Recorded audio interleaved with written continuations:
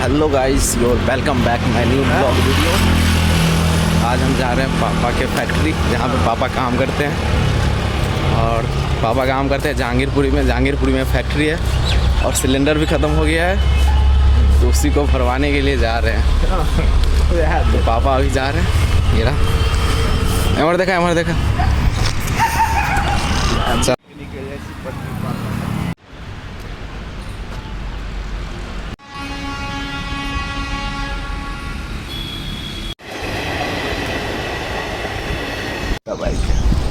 दवाई के फैक्ट्री पे गई